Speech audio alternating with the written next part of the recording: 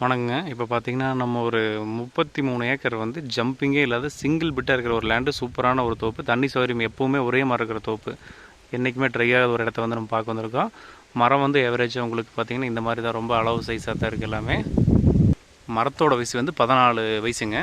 சில மூளை வந்து கொஞ்சம் இழுத்த மாதிரி பூமி, வாஸ்துப்படி பக்காவாக இருக்குது. எந்த மூலையும் வந்து உங்களுக்கு எங்கேயும் கட்டாது.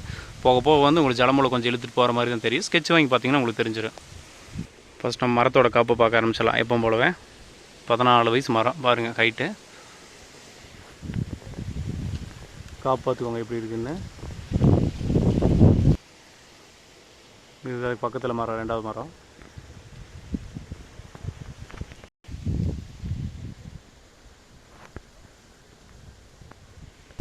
பாருங்கள், குரம்பு வந்து ஃபுல்லாக எல்லா பிஞ்சுமே பிடிச்சிருக்கு பாருங்க மரத்தில்.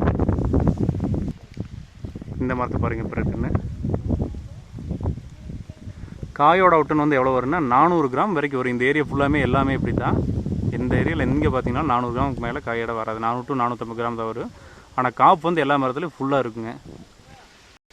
பூமியோட மண் ரகம் பார்க்கலாம். பூமியோட மண் ரகம் வந்து இது கரிசல் மண்ணுன்னு சொல்லுவாங்க. கரிசல் மண்ணை பொறுத்த வரைக்கும் என்றைக்குமே ட்ரை இருக்காது. ஆனால் இந்த ஏரியா வந்து ஃபுல்லாமே வாட்டர் சோர்ஸ் இருக்கக்கூடிய ஏரியா. பிஏபி தண்ணி வருஷத்தில் ஒரு 5 மாதம் வந்து எப்போவுமே இங்கே கிடச்சிடும். அந்த மாதிரி வந்து தண்ணி வரக்கூடிய ஏரியா. அடுத்து வந்து மரத்தோட கேப் வந்து 25 அடிக்கு ஒரு மரம் போட்டிருக்காங்க. இப்போ இருக்கிற தோட்டம் தான் எல்லாமே 20 அடிக்கு ஒன்று போட்டிருக்காங்க. அந்த காலத்துலலாம் பார்த்தீங்கன்னா 25 அடிக்கு ஒன்று தான் போடுவாங்க. இப்போ நீங்கள் நான் 2 மரத்துக்கு சென்டரில் வந்து நிற்கிற பாருங்க, எவ்வளோ கேப் இருக்குன்னு உங்களுக்கு பார்த்தாலே தெரியும். பார்த்துக்கோங்க, எல்லா தோப்புமே வந்து ரொம்ப கேப் இருந்தால் இருக்குது. சுவாய்க்கு முட்டாமல் எப்படி கேப்பாக இருக்குது பார்த்தீங்களா. பூமியில் வந்து மொத்தம் 4 போர் இருக்குதுங்க. சர்வீஸ் வந்து ஒரே ஒரு 10 HP ஃப்ரீ சர்வீஸ் மட்டும் தான் இருக்குது. ஆனால் அந்த 10 HP ஃப்ரீ சர்வீஸ் மொத்தம் 33 ஏக்கரையும் சமாளிக்குது. இதை வச்சு தான் வந்து மரத்தையெல்லாம் காப்பாற்றிட்டு வர்றாங்க. அடுத்தது கிணத்தை பார்க்கலாம் வாங்க. கிணறோட அகலம் மட்டும் பார்த்துக்கோங்க. தென்வடல் எப்படி அப்படியே உங்களுக்கு அகலமாக வருதுன்னு பார்த்துக்குங்க. இங்கேருந்து அது வரைக்கும் உங்களுக்கு பெரிய கிணறுங்க. ஃபுல்லாமே நல்லா கல் செவர் வச்சு கட்டியிருக்காங்க. எல்லாமே பாம்பேரியெல்லாம் பக்காவாக இருக்குது. கிணறோட மொத்த ஆழம் பார்த்திங்கன்னா 80 அடி மேலே வரைக்கும் வந்து எப்பவுமே தண்ணி இருக்குது. இப்போ தண்ணி ஓட்டிட்டாங்க. விடிய காலையிலுக்குள்ளே தண்ணி ஊறிட்டே தான் இருக்கும். என்றைக்குமே ட்ரை வராத ஏரியா. 80 அடி கிணத்துல ஃபுல்லாக தண்ணி தீரவே தராது. இது வரைக்கும் இவங்க வந்து தண்ணி கீழே போனதை பார்த்ததே இல்லையாமா. அந்தளவுக்கு வந்து வாட்டர் சோர்ஸ் இருக்கக்கூடிய ஒரு ஏரியா.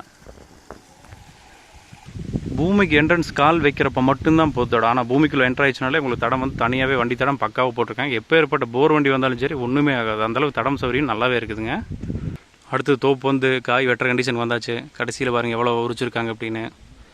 மொத்தம் இந்த பூமியில் அதிகபட்சமாக எவ்வளோ வெட்டியிருக்காங்க அப்படின்னா 95 வண்டி காய் வெட்டியிருக்காங்களாமா. இப்போ கடைசி வெட்டில் வந்து 75 வண்டி வந்திருக்குது. விலை வந்து உங்களுக்கு தெரியும் தேங்காய் இப்போ என்ன ரேட்டுக்கு போயிட்டுருக்கு அப்படின்னு. நீங்கள் 95 வண்டி வந்து நல்லா வெட்டும்போது டன்னுக்கு 40,000 போட்டிங்கன்னா அதில் கால்குலேஷன் உங்களுக்கே தெரியும். ஏவரேஜாக நீங்கள் போட்டிங்கனாலே வந்து ஒரு 10-11 லட்ச ரூபா ஒரு வெட்டுக்கு வெட்டிடலாம் நீங்கள். இந்த லேண்ட் ஓனர்கிட்ட நான் ஒரு கொஸ்டின் கேட்டேன். எத்தனை நாளைக்கு ஒருக்கா நீங்கள் காய் வெட்டுங்க? 45 நாளைக்கு ஒருக்கா வேணும். இல்லைங்க, நாங்கள் வந்து ஒரு 55 நாள் to 60 நாள் விட்டு தான் வெட்டுவோம். ஆரம்பத்துலேருந்து அப்படி தான் வெட்டிகிட்ருக்கோம். ஃபுல்லாக வந்து நல்லா காய் ஊறினதுக்கப்புறம் 55 to 60 நாள் எல்லாம் காய் வெட்ட மாட்டோம். ஆனால் வெட்டுனா ஒரே முட்டை ஃபுல்லாக வெட்டிடுவோம், சுத்தமாக வெட்டிடுவோம் அப்படின்னு சொல்லி காயெல்லாம் நல்லா ஊறினதுக்கப்புறம் தான் வெட்டுவேன்னு சொன்னாங்க. மரம் வரிசையில் பாருங்கள், கேப் வந்து பக்காவாக இருக்குது. நான் சொன்ன மாதிரி 25 அடி ஃபீட்டில் இருக்குது. தோட்டத்தில் ஒரு ஃபார்ம் ஹவுஸ் இருக்குங்க. மொத்தம் ஒரு 3 ரூம் இருக்குது. 3 ரூம்ஸ் வந்து இருக்கிற மாதிரி ஒரு பெரிய ஃபார்ம் ஹவுஸை வச்சுருக்காங்க.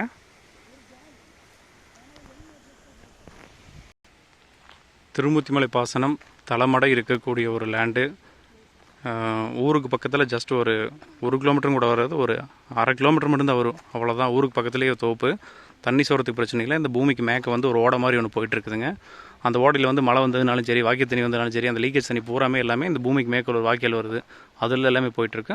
ஒரு ஏக்கர் வந்து என்ன ரேட் சொல்கிறாங்க அப்படின்னா 45 லட்ச ரூபா வந்து ஆஃபர் ரேட் சொல்லியிருக்காங்க. அப்புறம் சிட்டிங் அப்போ நீங்கள் வந்து உங்களோட ரேட் என்னவோ பார்த்துட்டு எப்படி பேசணுமோ நீங்கள் பேசிக்கலாம். 33 ஏக்கர் ஒரே பிட்டு. இந்த பூமி பற்றி வேறு ஏதாவது டீட்டெயில்ஸ் வேணும் அப்படின்னா கேளுங்க. நான் எனக்கு என்னென்ன பூமி பற்றி நான் கேதர் பண்ணேன் எல்லாத்தையும் அந்த வீடியோ மூலமாக சொல்லியாச்சு. வேறு ஏதாவது டவுட்ஸ் இருந்துச்சுன்னா நீங்கள் என்னோடய நம்பருக்கு கால் பண்ணுங்கள். Thank you so much.